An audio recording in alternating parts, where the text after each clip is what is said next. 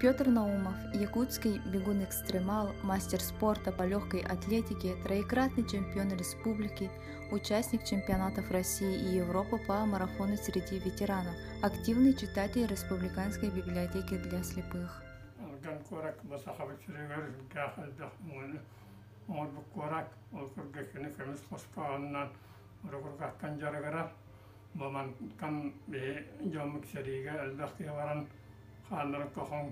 Kokpekara wanna groi wala kalam jannar miyawalda algan korak krogoi govleske bolarn yivin onkorgok bara saham jona bo algan korak ковар волоскан дере.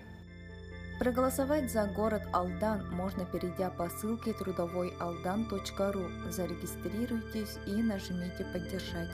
Поддержим Алдан и нашу Якутию.